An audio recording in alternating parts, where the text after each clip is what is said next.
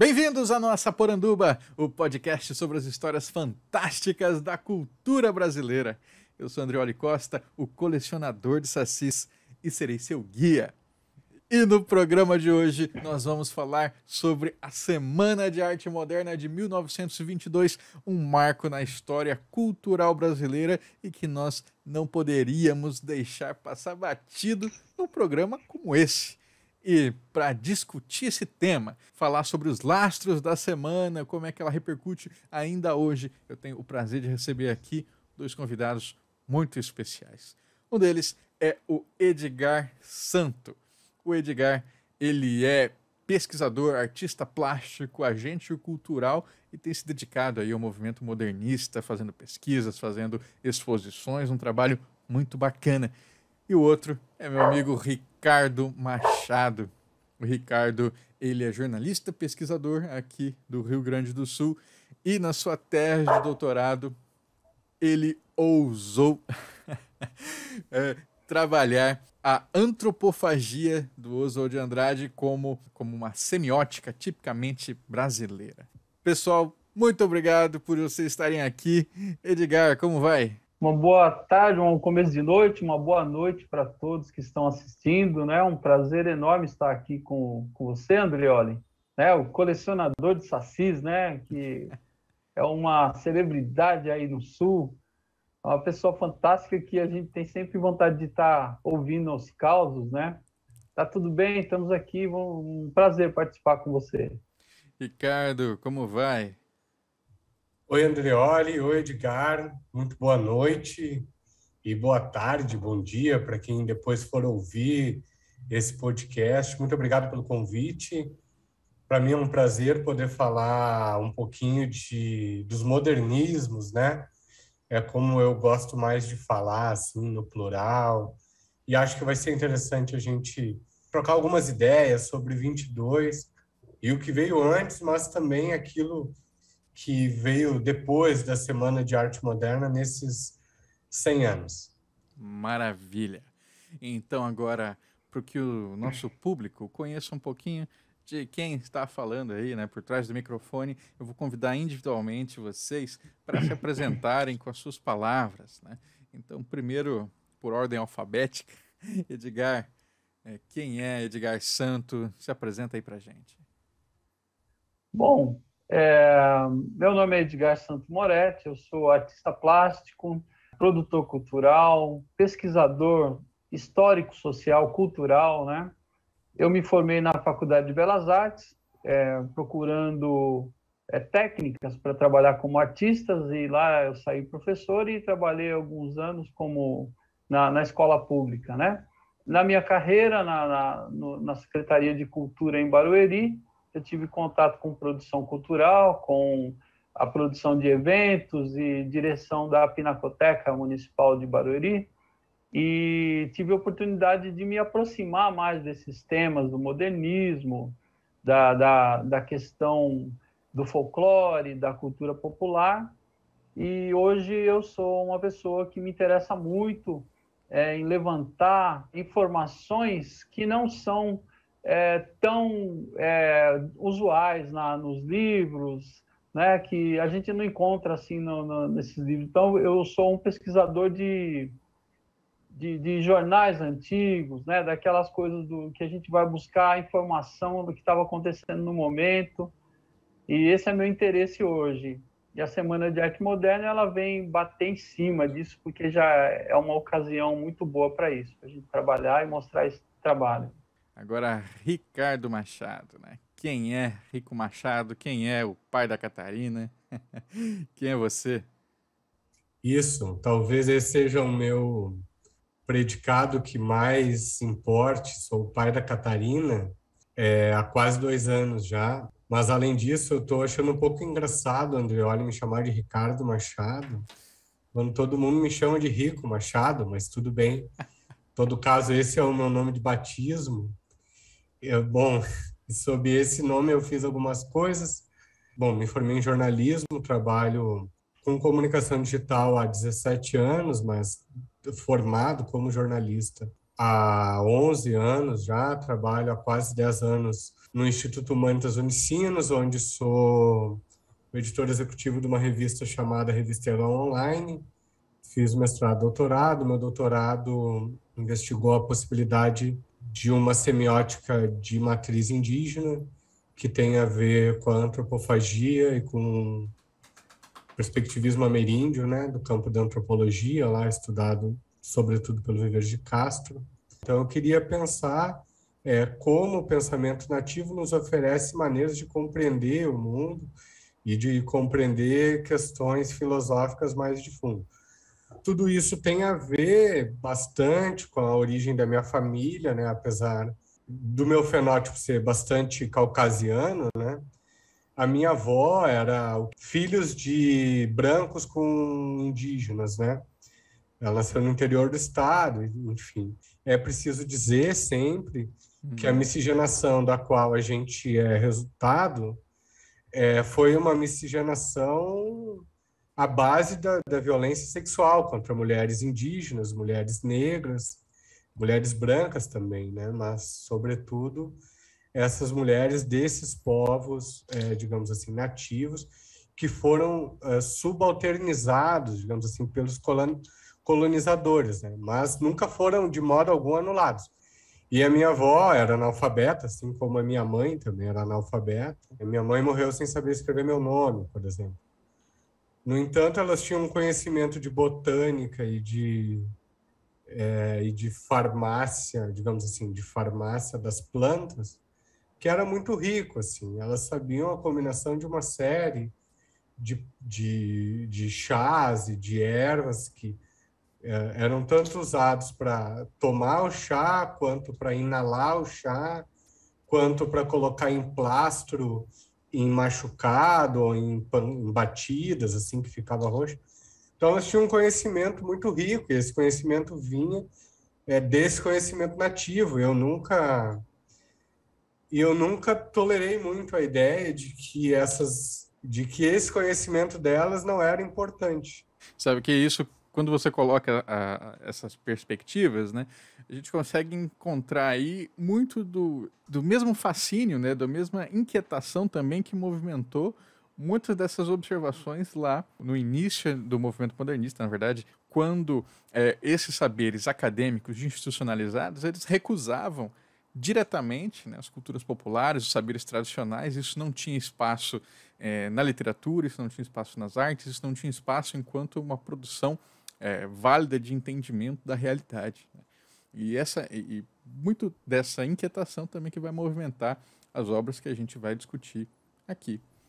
E eu queria então agora puxar para o Edgar, né? O Ricardo falou aí do seu interesse em entender um pouco mais sobre o modernismo, né? E o seu, Edgar, da onde que veio esse contato inicial e posteriormente, né, esse seu mergulho?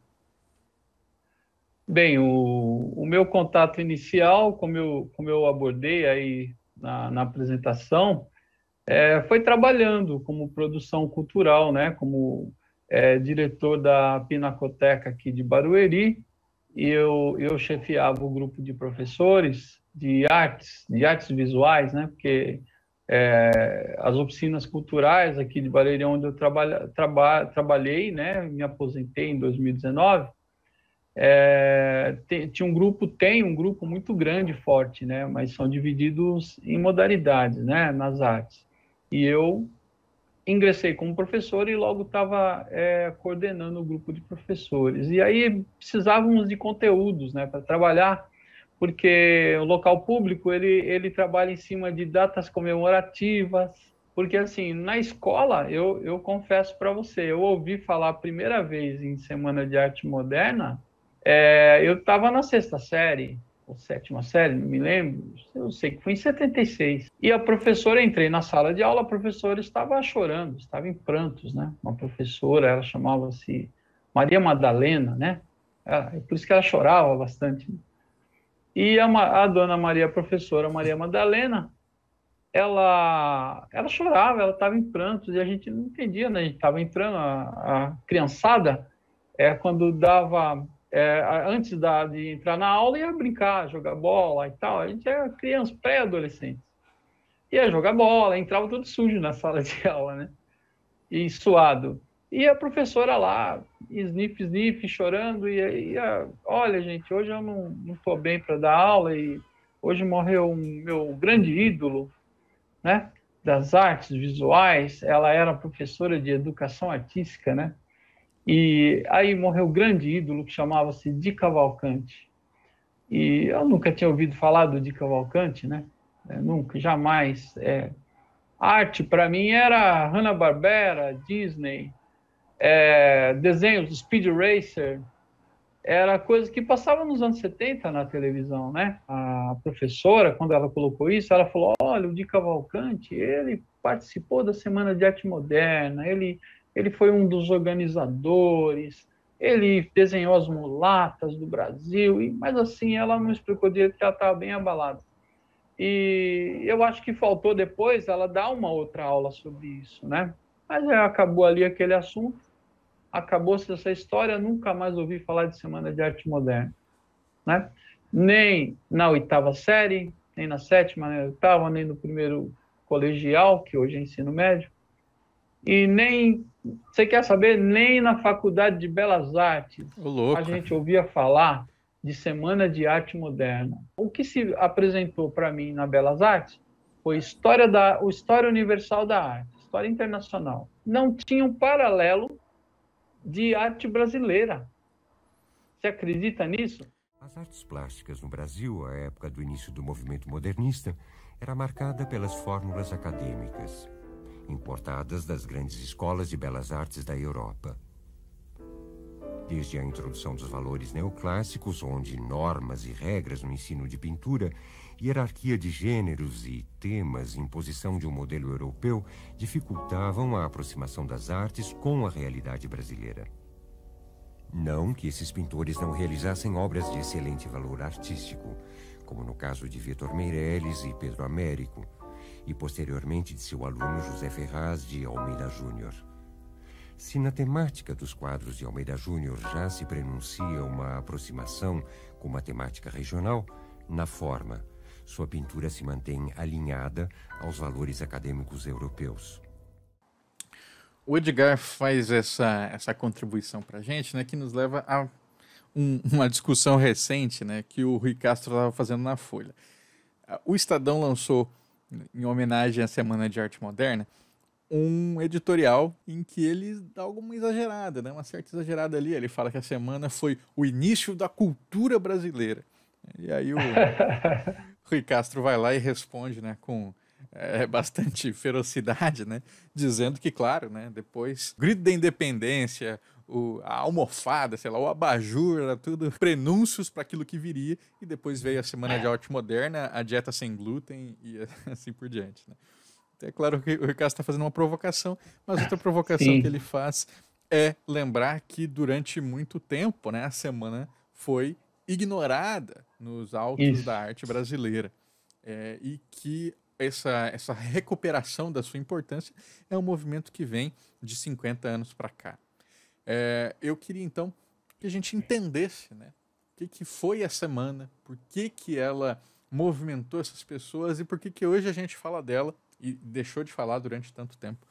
Acho que, Ricardo, se você quiser dar um palpite sobre isso, depois eu passo para o Edgar. Tá bem, vamos lá.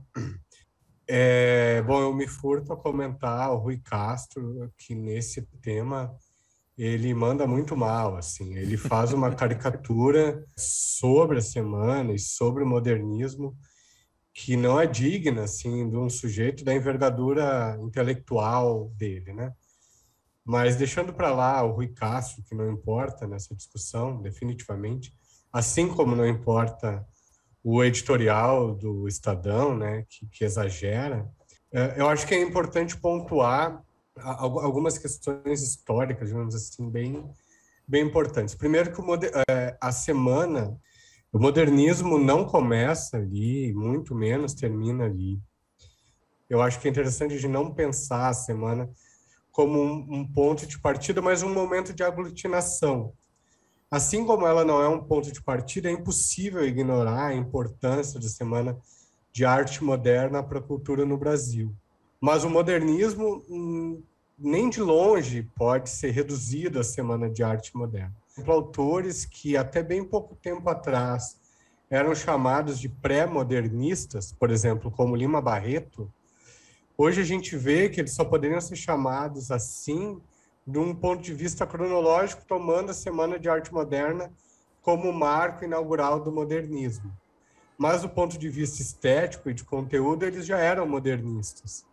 Desde o final do século XIX, nas primeiras décadas do século XX, né? O Gilberto Teles Mendonça, que é um pesquisador, um senhorzinho de 91 anos, ele escreveu um livro há 40 anos atrás que se chama Vanguarda Europeia, Vanguardas Europeias e Modernismo Brasileiro. Ele faz uma genealogia ótima assim, sobre os movimentos de vanguarda na Europa e como que eles se desdobraram no Brasil, no modernismo brasileiro. O modernismo brasileiro, ele então se inspira nas vanguardas europeias, especialmente no futurismo e no dadaísmo, né? Que são expressões artísticas mais ligadas, digamos assim, a um caráter mais destrutivo ou desconstrutivo, se a gente fosse falar em termos mais contemporâneos, né? Mas também ao expressionismo, ao cubismo, à arte nouveau e ao surrealismo.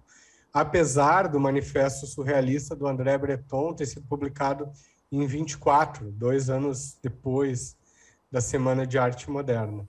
Então é interessante pensar que o modernismo brasileiro ele é assentado num paradoxo, que é, ao mesmo tempo que ele se propõe a romper com a tradição europeia, e de fato ele faz isso em alguma medida, quando na literatura ele rompe com o parnasianismo e com o simbolismo, né? Para propor uma linguagem que fosse menos acadêmica, também dialogando um pouco com aqueles limites do acesso à arte que o Edgar comentava antes. Então, ao mesmo tempo que ele rompe... Sim, sim. É uma ruptura, mas até certo ponto. Porque a própria ruptura ela acontece a partir de um movimento também europeu, das vanguardas de lá. Então, a gente estava, mais uma vez, correndo atrás. Depois é que a antropofagia muda tudo. Os velhos morrerão! Sim, o futuro começa hoje! Em 1924, é a vez de Oswald de Andrade pregar a recorrência aos estímulos autóctones, na linguagem telegráfica própria do autor, no seu Manifesto da Poesia Pau-Brasil. Contra o gabinetismo, a prática culta da vida. Engenheiros em vez de jurisconsultos. Perdidos como chineses na genealogia das ideias. A língua sem arcaísmos, sem erudição, natural e neológica. A contribuição milionária de todos os erros. Como falamos, como somos. Em 1928, o mesmo Oswald surge com o Manifesto Antropófago. Ele também recupera a tradição brasileira, mas aí de inspiração mais nativa dos povos indígenas, sobretudo, mas também dos povos negros escravizados, com todas as questões que a gente pode e deve levantar sobre representatividade, né? Porque os negros eram representados em telas, não só em telas, mas também representados em texto, né? Mas eu acho que o caso mais emblemático é A Negra, da Tarsila do Amaral, que é um quadro de 23, da fase antropofágica da Tarsila, em que é uma mulher negra sem nome, né, sem referências, né, e que ela se inspirou numa ama de leite dela. Então é interessante também como o quadro, ao mesmo tempo que representa uma mulher negra, não produz representatividade dessa população, porque afinal de contas é uma mulher sem nome, sem origem, sem nada. E isso vai ser alvo de crítica do movimento negro contemporâneo, enfim, e de vários estudos nesse sentido que pensam também criticamente o modernismo.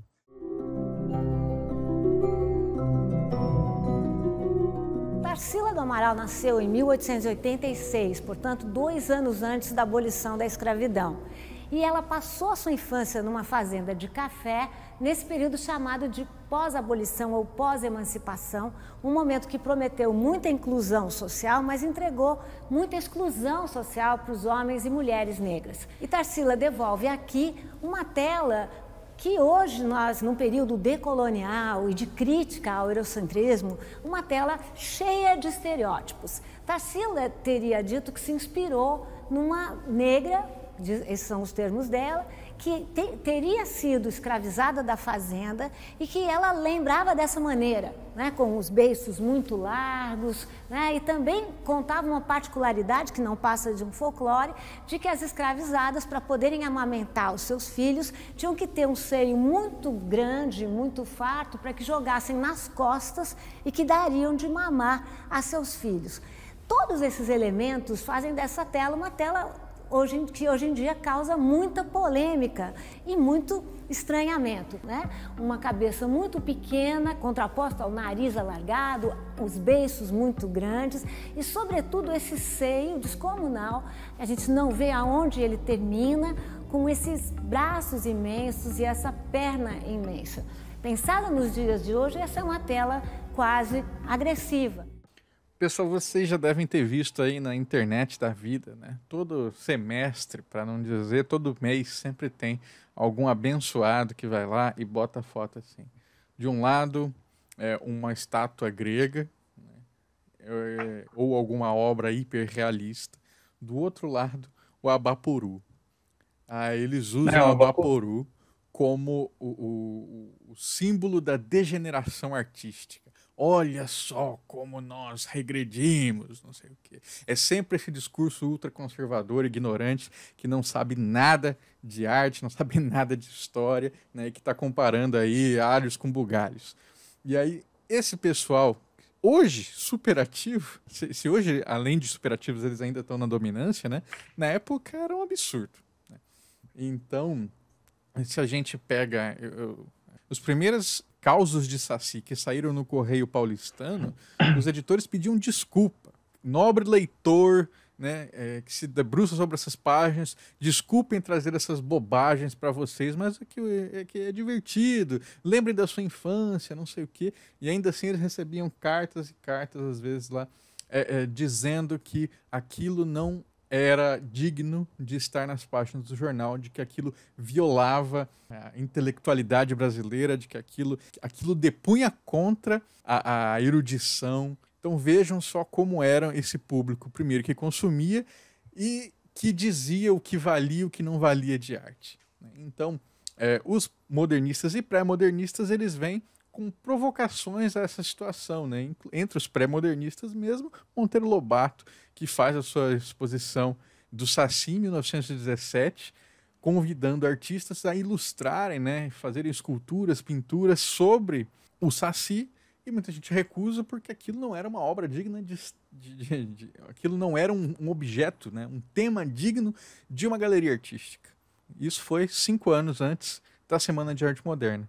E na semana a gente já encontra outras discussões, né, e que depois vão dar origem a obras que vão abraçar de vez cultura popular enquanto um tema válido para as artes, com muitos problemas, mas que não existiam antes deles. Né? Introduzo aqui uma situação que eu sempre aponto, quando você pega Macunaíma, por exemplo. Né? Macunaíma está no Rio de Janeiro e ele é abordado por Maniaquê Tembê, que tenta roubar ele. Né? Aí eu falei, o que é isso? Maniaquê Tembê. Nunca ouvi falar. E aí eu fui atrás das fontes alemãs da onde o Mário de Andrade tirou aquilo, e é um mito específico de uma população indígena brasileira.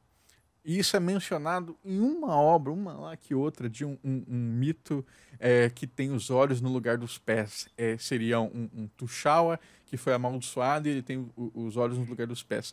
Mário de Andrade não coloca de onde que é esse mito, não localiza esse povo.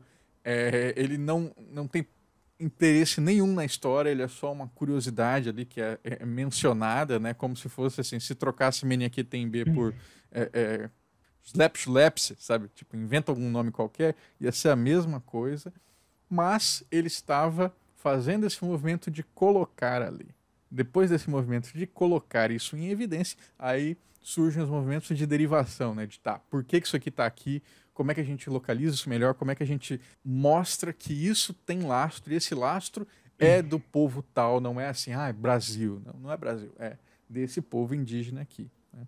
Então são discussões importantes que a gente pode fazer hoje porque houve movimentos, entre eles o que leva a semana, mas com essas discussões todas que estavam ali fervilhando no início do século XX, que nos levam aqui hoje. O que você acha, Ricardo? O que eu acho, em primeiro lugar, é que tem essas reações que procura classificar o que é, digamos, alta cultura, né, de cultura popular, né, no sentido de dizer, olha que uma obra renascentista e comparar com uma obra modernista brasileira. Quem faz esse tipo de comparação diz e revela, antes de tudo, a própria ignorância sobre o que é arte. Sequer conhece escolas artísticas, enfim. Mas isso, por outro lado, é muito recorrente, assim, de uma elite cafona, né? E muito autocentrada, assim. Antes, mais ou menos retomando o ponto anterior, mas dialogando com essa questão que tu levanta, Anderão, se é verdade que ainda há muitas críticas a se fazer a semana de 22, é também verdade que a primeira grande crítica ao movimento foram dos próprios modernistas, né? E o movimento antropofágico é uma grande resposta a uma série de contradições da Semana de Arte Moderna. Então, o Manifesto Antropófago, o quadro Abapuru, da Tarsila, e Macunaíma, de Mário de Andrade, digamos assim, um grande tripé que fundamenta a crítica mais, digamos assim, originária e original à Semana de 22, né? Aquela dimensão mais elitista da Semana de 22, tanto no quadro, que é uma mulher com os pés no chão, né?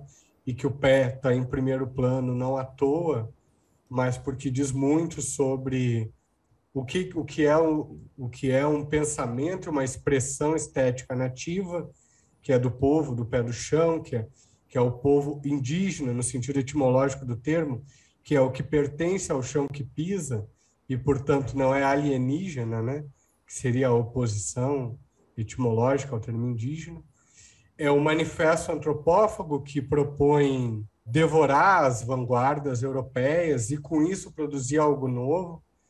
E produzir algo novo, não é vomitar algo novo em nenhuma parte no manifesto, e nem das teses, e muito menos no pensamento do Oswald, aparece essa noção de vomitar, muito embora isso não está na obra.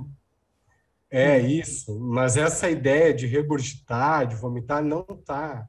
Caraca. Não está na obra do Oswald. E Macunaíma, como tu bem pontuou, que é aquele cara que, mais do que o anti-herói, que eu acho algo bastante ousado de se pensar, mas é o cara que não se sente, quando ele está na floresta, que ele parece que não é o lugar dele, mas quando ele está em São Paulo, parece que também não é. Então ele tem esse jogo, assim, né? E ele é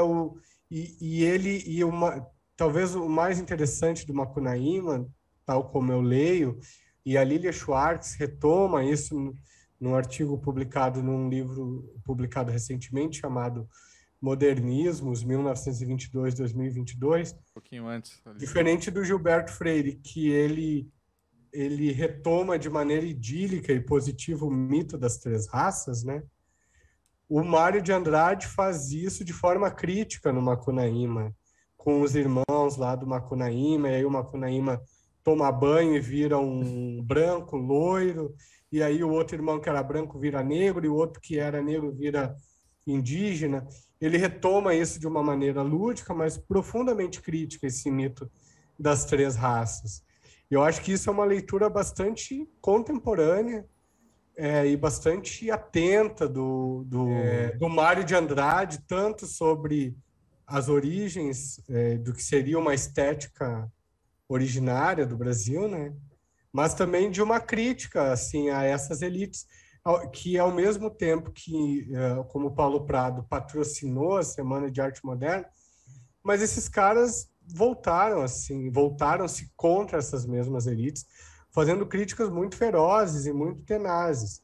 Então é um pouco preguiçosa a ideia de que a Semana de Arte Moderna foi um movimento de artistas vinculados e amigos dos ricos escravocratas de São Paulo, né? De fato, eles eram próximos, mas eles também os criticaram, com bastante coragem, inclusive, que hoje é uma coisa que as elites econômicas do Brasil, assim, e algumas elites artísticas, digamos assim, não têm essa coragem, assim, né? São muito mais comedidos. Não se entende o modernismo fora das grandes cidades. O modernismo é um fenômeno que ocorre com o início da eletrificação das cidades, a eletrificação das ruas, os bares, os cafés iluminados à noite, propiciando um convívio que antes era inexistente e impossível, as pessoas tendo, digamos assim, a possibilidade de trabalhar fora das horas em que o sol se põe, que São Paulo não era a capital da República. A gente tem que lembrar isso. São Paulo não era a capital federal. São Paulo tinha aquela coisa de industrializado, né? Que começou aqui a efervescer com os imigrantes italianos, né, e espanhóis, depois era uma série, gregos, alemães, porque tudo isso é um contexto, né, e os imigrantes, eles participaram ativamente disso aí que você falou, do Ricardo, toda essa questão, a greve de 1917, cara, foi uma coisa fantástica que também mexeu com as estruturas culturais, educacionais, porque surgiu a escola moderna. Era uma escola que misturava meninas e meninos. Tinha uma família de professoras, irmãs Soares, elas foram heroínas, cara. Por quê? Elas batalharam, elas trabalharam a escola moderna dentro do movimento anarquista. E elas foram na exposição da Anita Malfatti, cara. A Anita Malfatti também era uma imigrante. Ela falava português com dificuldade, né? Eu estou colocando isso porque para contextualizar a questão do imigrante, que o imigrante ele abalou essa questão antes da semana de 22. E essa coisa cresceu, esse sentimento cresceu de mudança, que na época da Semana de Arte Moderna existiu um grupo de pintores, de artistas imigrantes, que eles eram, eram pobres, eram trabalhadores, né? E eles formaram um grupo muito famoso em São Paulo, depois que ficou conhecido como Grupo Santa Helena. E eles se rebelaram contra os modernistas, porque eles encaravam que os modernistas, os artistas modernistas, eram um grupo elitizado e protegido pela aristocracia. A atuação desse Grupo Santa Helena, né? Que era que fazia parte o Volpi, né? O Alfredo Volpi, o Aldo Bonadei, o Clóvis Graciano, Fúvio Penac, Francisco Rebolo, Mário Zanini, Vila Nova Artigas, etc. É um grupo grande, né? E eles todos são nascidos ali no finalzinho dos anos, comecinho de 1900. O Volpi é nascido em 1890, para você ter uma ideia da idade do Oswald. Né? Na semana ele estava com 32 anos, né? Ia fazer 32 anos, 31 anos. O Mário tinha 28, né? Na Semana de Arte Moderna, né? Então, para você ter uma ideia, 29 anos, né? Então, eles já trabalhavam, eles eram trabalhadores, trabalhavam. O Volpi era pintor de parede, né? Para você ter uma ideia. O Clóvis Graciano era ferroviário. O Bonadei era figurinista, bordador, né? O Zanini era pintor de parede também, decorador e tal. Tem um aqui muito legal, que é o Fúvio Penac, que era dono de açougue, era um açougueiro. Então, veja, eles trabalhavam, né? E tinham que fazer isso, eles não tinham essa projeção para mostrar os trabalhos deles. Eles não mostravam, o trabalho deles era dentro do trabalho diário deles, né, de trabalhadores, né, nas casas das pessoas e tal, que eles decoravam e pintavam. E muitos tiveram, diz a lenda que eles tiveram lá, alguns tiveram nas galerias, visitando, né? Porque conheciam já os modernistas. Um que fez muita falta no palco foi o Piolim, né? O Abelardo Pinto, que era o palhaço Piolim. Foi tão elogiado pelo Mário de Andrade. Não conheceu Piolim? Você não conhece? Não. O Lago do Paissandu, os imigrantes trouxeram circos para lá, e principalmente o pessoal do leste europeu, né? E tinha um circo chamado Circo Alcebiades. O Piolim, ele era o grande astro popular dessa época. O circo lotava, e assim, eu tenho uma matéria de uma enciclopédia aqui dos anos 70 que diz que o teatro foi o grande ausente da Semana de Arte Moderna, porque os modernistas consideravam que o teatro era ultrapassado, o dramalhão e tal, que eles consideravam o que realmente era uma arte próxima para o futuro modernista, era o circo, era teatro de revista, né? E, no entanto, eles não chamaram o Marcelo Tupinambá, que era o grande maestro que fazia pesquisa folclórica. Olha só, o Marcelo Tupinambá, ele produziu material para um teatro de revista que chamava-se São Paulo do Futuro, em 1919.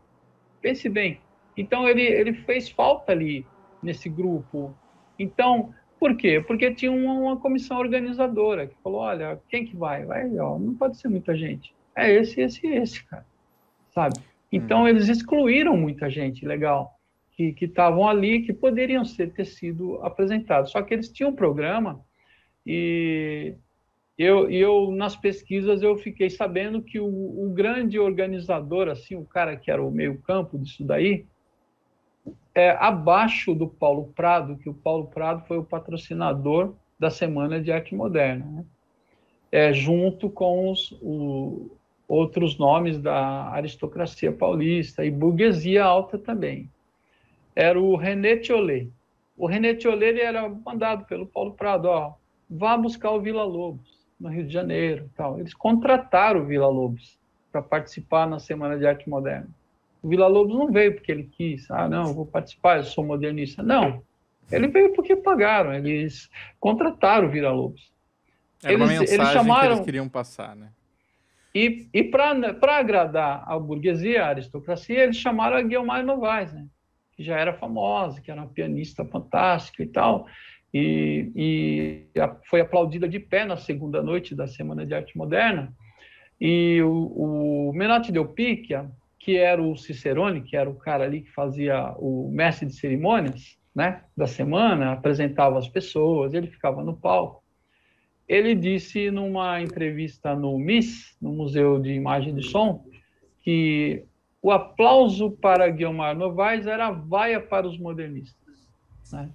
Foi aplaudida de pé, assim, tal. E aí o teatro fez um silêncio. Quando voltou o Menotti falar novamente, o Oswald Andrade, aí começou a vaia novamente, as batatadas, né? Anita Catarina Malfatti nasceu em São Paulo em 1889. Filha de pai italiano, mãe norte-americana e neta de alemão. O burrinho foi seu primeiro trabalho. A família conta que o irmão havia pedido que ela copiasse a capa de uma revista de assuntos de agricultura, de assuntos rurais, de uma revista estrangeira. E ela copiou com muito cuidado, com muito capricho, e assinou com o apelido dela de família, que a família chamava Beibinha. Fazia parte da formação das moças bem-nascidas aprender pintura. Esperava-se que elas pintassem, que soubessem desenhar, mas era uma pintura agradável, uma pintura suave.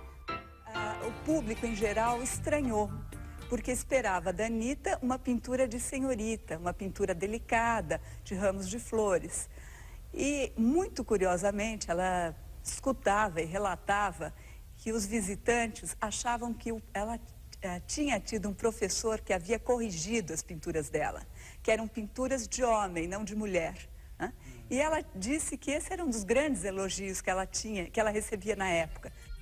Bem, muito se fala, né, sobre as mulheres do modernismo, se fala muito na Anita Malfatti, né, que fez uma primeira exposição em 1917, e na Tarsila do Amaral, mas a Tarsila não participou da semana, estava na França nessa época, ela chegaria alguns meses mais tarde.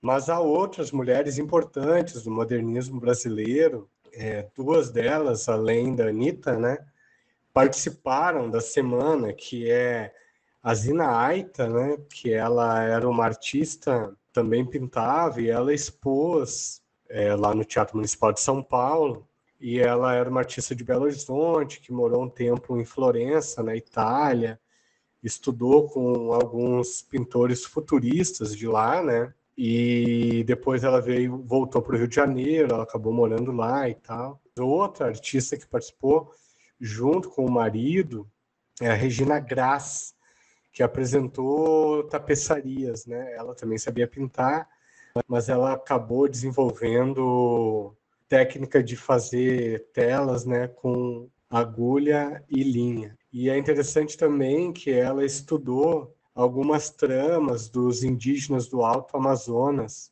isso também lá na década de 20, né, que foi uma inspiração do trabalho dela e que também a coloca nesse grupo de mulheres modernistas, embora ela seja pouco conhecida. E a Miná Klabin também foi uma outra artista modernista, mas mais no campo da arquitetura, né, que era uma das áreas de exposição da Semana de Arte Moderna, e ela trabalhava com paisagismo arquitetônico, e pela primeira vez nas casas de alta classe brasileira foram feitos paisagismos com plantas nativas aqui da América Latina, né? A Miná, ela não participou da Semana de Arte Moderna, mas contribuiu, sim, para o modernismo brasileiro. A Tarsila do Amaral tornou-se o símbolo do modernismo, né? Por quê? A gente só ouve falar da Tarsila do Amaral, né? Desde os anos 70 para cá, dos anos 80. Por quê? Porque a Tarsila do Amaral teve maior projeção na mídia, que ela tem a maior coleção do Estado de São Paulo. O Estado de São Paulo tem a maior coleção dela e tem interesse nisso, né? O Palácio do Governo tem os principais quadros dela, os trabalhadores, tudo isso está lá na parede. E você vê uma coletiva do governador aqui sobre a Covid, tem um quadro da Tarsila do Amaral atrás, né? O Palácio do Governo, a Pinacoteca, o MAN, o MAC, todos têm uma coleção farta de Tarsila do Amaral. Ela era muito bem relacionada com o Estado de São Paulo, né? Desde sempre com o Júlio Prestes, né? E o Júlio Prestes a colocou para dirigir a Pinacoteca do Estado, e quando entrou o Vargas, ela foi destituída e foi presa, né? Porque ela esteve na União Soviética e aí eles queriam saber o que ela foi fazer lá e tal. Então, essa questão é muito complexa e realmente eu encontrei muitas contradições que dá para a gente conversar aos poucos e falando que é muito legal. 1922 é o ano da celebração do centenário da independência com a Exposição Internacional do Rio de Janeiro. Mas é também um ano de intranquilidade política, marcado pela sucessão de Epitácio Pessoa. De um lado, Arthur Bernardes recebe o apoio de quase todos os estados. De outro, Nilo Peçanha funda a Reação Republicana e congrega a grande maioria das Forças Armadas, descontentes com a situação. Nesse mesmo ano, o Partido Comunista Brasileiro é fundado sob a liderança de Astrogildo Pereira. Então, pessoal, a última questão que eu quero trazer, né, é sobre as controvérsias que se traz de semana e o modernismo foi cooptado pelos conservadores, pela direita, ou não, eles eram super esquerda, revolucionários, né? E aí isso, mais uma vez, vai tensionando, né, essa complexidade das personas que estavam ali presentes. Aqui no nosso exemplo aqui das discussões de Brasil e de folclore é isso, né? Eu estou falando aqui de folclore, de Brasil, e daqui a pouco chega um cara que está fora da realidade ali, né? Comentando sei lá, um negócio super ufanista ali que devia estar alinhado ao que o Cassiano Ricardo fazia quando estava junto com os modernistas, mais apoiando Getúlio Vargas, mais assumindo o cargo ali na ditadura do Estado Novo. Enfim, né? Ao mesmo tempo que a gente tinha gente igual o Oswald, que depois que casa com a Pagu vai virar super comunista anárquico, né? Então, enfim, temos essas figuras aí super distintas juntas tentando falar de Brasil. Então, para entender um pouco disso, eu jogo agora para o Ricardo, né? Como é que você vê esse alinhamento das discussões de quem quer falar sobre cultura no modernismo? Eu acho que é, digamos assim, bastante difícil reduzir, né, o movimento ao movimento de esquerda ou de direita, sobretudo porque o movimento não está também reduzido aos modernistas de São Paulo, muito menos aos modernistas de 22, né? Uhum. É importante, por exemplo, pensar que o modernismo no Rio de Janeiro ele vai ser muito mais popular e ele vai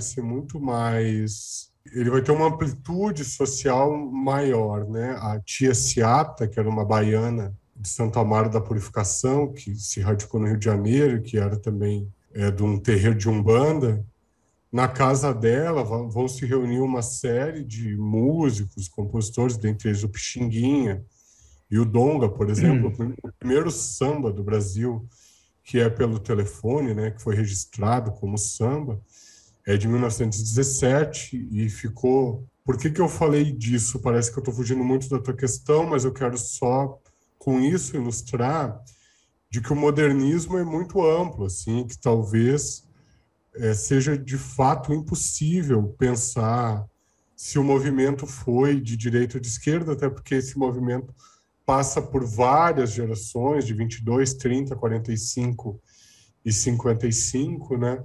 E com várias pessoas com diferentes inclinações políticas e diferentes inclinações políticas em momentos distintos da própria vida. Então, aí a gente tem, por exemplo, a fase comunista do Oswald de Andrade, como tu comentou, nos anos 30, né? Com, por exemplo, O Rei da Vela, que ele escreve essa peça de teatro, que depois, nos anos 60, o Zé Celso, com o Teatro Oficina, vai imortalizar. Há 3 anos atrás eu fui numa exibição dessa peça aqui em Porto Alegre, do Teatro Oficina mesmo. Foi incrível, e ele está há 50 anos exibindo isso. Caraca. Por outro lado, Mário de Andrade assumiu postos na Secretaria de Cultura, né? Com alinhamento ao governo da época, né? Também em 42, o Mário de Andrade faz talvez aquela que foi a crítica dele mais contundente à Semana de Arte Moderna, um artigo que ele vai escrever, que ele conclui dizendo assim: a Semana de Arte Moderna deve nos servir de lição, não de exemplo. Porra. Então, veja, eu acho muito difícil assim falar em termos mais gerais sobre inclinações políticas do movimento. O que eu acho é que os integralistas, de fato, tentaram cooptar o movimento em favor de si próprio, né, lá nos anos 20, final dos anos 20 e anos 30, em nome de uma identidade nacional, mas que nunca foi uma identidade nacional nesse sentido, digamos. O modernismo nunca defendeu uma identidade nacional patriota, digamos assim, né? Uhum. Que é uma coisa que em 1972 também, no Sesc Centenário da independência do Brasil, também vai se tentar recuperar essa semana de 22 sob esse signo da identidade nacional patriótica, né? Acho que eu acho que isso sempre vai acontecer. É possível que agora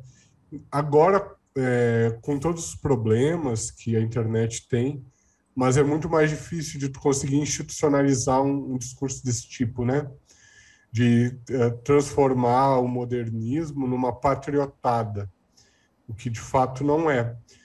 Mas eu acho que houve essa tentativa em diferentes momentos, mesmo em 45, né, quando Vargas deposto do cargo, né? Mas em 45 também, o modernismo brasileiro também opera sob esse signo da tentativa de transformar um movimento que foi de retomada das origens nativas do país numa releitura patriótica que eu acho que não tem nada a ver, assim. Nada a ver mesmo, assim, sabe?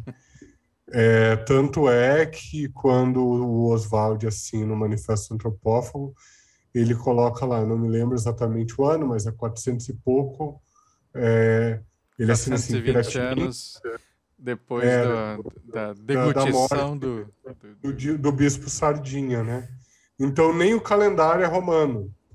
Então, assim, eu acho, André, que para responder essa tua pergunta, talvez seja mais produtivo a gente pensar caso a caso e aí caso a caso dentro de cada contexto, sob pena da gente cair talvez num anacronismo, num reducionismo caricatural, né, sobre quem participou, embora sem dúvida tenha gente ali como o Graça Aranha, por exemplo, que eu acho que ele sempre foi alinhado com a aristocracia, a escravocrata de São Paulo, e foi assim o resto da vida, nunca mudou de ideia. Mas aqueles que, de fato, foram modernistas, no sentido paradoxal do termo que eu comentava anteriormente, né, dessa coisa de romper com a Europa e, ao mesmo tempo, romper com o passado europeu, digamos assim, e, ao mesmo tempo, retomar no passado nativo do Brasil inspirações para renovar a arte brasileira. Esses caras, sob nenhum aspecto, eu penso que eles possam ser considerados patriotas ou, de maneira alguma, a arte deles pode ter servido a qualquer propósito nacionalista de viés xenófobo, né? Como é bem característico das patriotadas institucionais do Brasil. A sequência dos acontecimentos, porém, foi lançada com aspectos gráficos de origem futurista, devidos a Guilherme de Almeida, a revista mensal Claxon, sob a liderança de Mário de Andrade, que pretendia dar unidade às ideias dispersas e desencontradas da semana.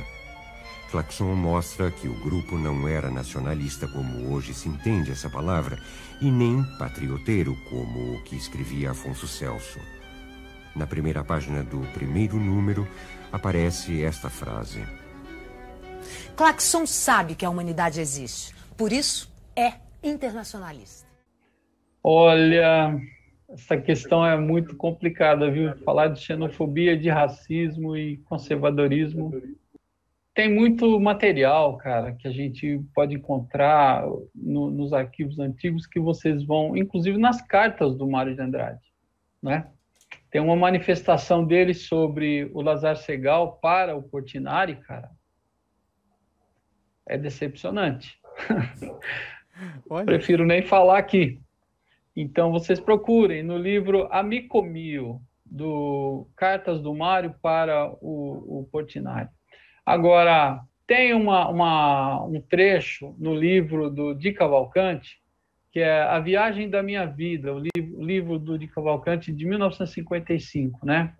Eu consegui comprar um exemplar, hoje em dia está fora de circulação. Tem um trecho que ele diz que o Oswald de Andrade, ele se irritava tanto com os anarquistas, né? Tanto, porque os anarquistas, eles mobilizavam piquetes, faziam greves e tal, e isso incomodava demais, o champanhe que ele ia tomar, a bebida que ele ia tomar lá nos botecos, lá junto com aquele pessoal mais almofadinha, que tinha uns pobrezinhos no meio, que era de Cavalcanti, entre outros, né? Que eram, né, assim, menos abastados. O Oswald era rico, pô. O pai dele ficou pobre depois de 19, quando o pai dele morreu, ia caminhar, pegou uma boa fatia da herança dele, porque ela era a tutora do filho, que é o Noné.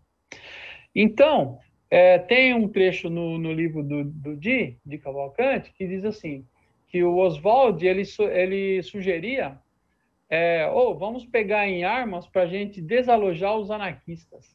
caramba, é foda. Os caras, desculpa falar.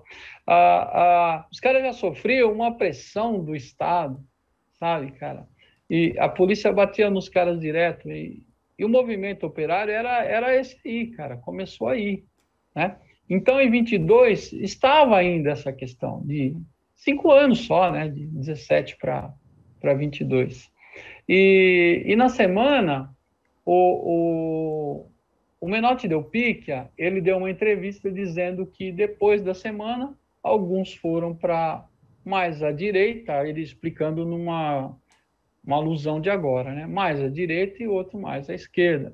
Como era o caso do Oswaldo de Andrade, foi mais à esquerda, o Mário ficou mais à direita com ele no movimento A Bandeira, no movimento Verde e Amarelo e tal. E isso o Menotti Del Picchia explicando. E o Di Cavalcanti, que se filiou ao Partido Comunista Brasileiro, né? O Plínio Salgado, que participou da semana, praticamente fundou o movimento integralista, que depois foram para o Sul e para Santa Catarina e tal, e reverberaram pra caramba. Então, eu concordo bastante com o que o Ricardo fala, era uma coisa mais de caso a caso, e teve uma fragmentação, assim, né, depois surgiu outras vertentes e tal, mas eu acredito que o modernismo, ele era um guarda-chuva em cima disso, né?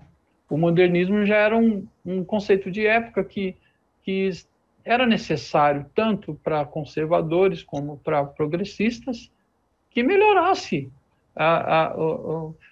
as maneiras formais da arte, as maneiras estéticas, né? Porque realmente era um negócio atrasado, né? Tanto na questão filosófica quanto na questão formal mesmo, né? Até a cidade era ainda afrancesada, São Paulo, né? Tinha um ar de francês, todo mundo queria imitar francês, a arquitetura era afrancesada. Depois disso, começou-se a fazer umas intervenções mais adiante do futurismo, né? Então, pessoal, o que, né, em resumo, o que nós ouvimos aqui e que eu quero passar para você, ouvinte que nos escuta, é que, como todo movimento, né, não existem só acertos, né, ele é fruto do seu tempo, ele fez o que foi possível na época, dentro das condições em que ele existia. Então, nós olhamos para esse começo do modernismo com admiração pelos acertos, com críticas que hoje são ponderáveis, né, mas que não teriam existido se algo não fosse feito naquele momento. Então, quem sabe, né, o que se dirá quando olharem para hoje, a cultura que a gente faz, os modos como a gente se inspira em artes populares para produzir a nossa própria criação artística. Enfim, tudo que nós fazemos é passível, né, de leituras a partir do momento em que a gente olha em retrospecto. Mas enquanto a gente está fazendo, é sempre muito difícil com que a gente saiba para que caminho estamos indo. Beleza? Então, meus amigos, foi um prazer ter vocês aqui no programa de hoje. Eu quero que vocês se despeçam, mandem um abraço para os nossos ouvintes e as suas palavras finais. Diga lá, Ricardo. Muito obrigado, Andreoli, pelo convite. Muito obrigado, Edgar, pelo papo, por trazer questões assim, não tão conhecidas, né, sobre o modernismo em São Paulo. Foi bastante rico esse diálogo. Agradeço a todos os ouvintes pela paciência, generosidade, e espero poder ter contribuído assim um pouquinho com esse debate em torno dos modernismos, né, do Brasil. Tem muita coisa legal sendo lançada em livro, então, e em artigos e revistas e colunas de jornal. Então, convido todo mundo a acompanhar essa produção para a gente conhecer também um pouquinho do modernismo, né, que foi e é um movimento artístico do Brasil bastante importante para a gente também compreender politicamente esse país, que infelizmente 100 anos depois a gente vive novamente um período autoritário, né? Mas assim como a gente foi capaz de superar isso no século passado, nada nos sugere que não possamos superar no momento presente. Valeu, um abraço para todo mundo. Valeu, Edgar, muito obrigado pela sua presença. Muito obrigado, Andreoli, Rico. É um prazer conhecer, viu, Rico? E realmente foi importante, é importante e continuará sendo importante que tenha acontecido a Semana de Arte Moderna. A minha colocação é sempre de pesquisa, nunca é crítica, né? Uma crítica que eu tenho, claro, é com a educação brasileira. Desculpe, mas é uma vergonha. Professores, eu ouvi professores dizer, poxa, mas agora só se fala em Semana de Arte Moderna, mas nunca falou em Semana de Arte Moderna. Agora fala Semana de Arte Moderna, de janeiro para cá está falando de Semana de Arte Moderna. Tanto é que você vê, tem muitos equívocos que a educação passa, que Tarsila do Amaral participou da Semana de Arte Moderna, não participou, sabe? Que o Mário de Andrade leu o poema Os Sapos e foi o Ronald de Carvalho, né? Que o Manuel Bandeira não participou. Eu li que foi o Manuel Bandeira. Não foi o Ronald de Carvalho. Então, pensando nisso, eu lancei a minha pesquisa ilustrada em uma exposição, já que o Rico ele convidou para ler os livros. A minha exposição ela vai até, para quem está em São Paulo e para quem for para São Paulo, no Centro Histórico de São Paulo, no Anhangabaú, Palácio dos Correios. A minha exposição vai só até sexta-feira. Ela está desde 16 de dezembro. Né? Ela tem 50 obras ilustradas sobre essas questões que não aparecem nos livros e na educação brasileira, coisa de pesquisa e raridade mesmo. Então, quem puder ver, ainda dá tempo. Então, foi um prazer enorme. Eu queria dar uma boa noite a quem nos está assistindo. Um prazer enorme, que fiquem bem, se cuidem. E a Semana de Arte Moderna ela é inspiradora para a gente trabalhar sempre pela democracia e pela paz. Vamos lá, fazer nossa parte. Isso aí, pessoal. Espero que tenham gostado. A gente se vê no próximo programa. Um abraço. Até mais.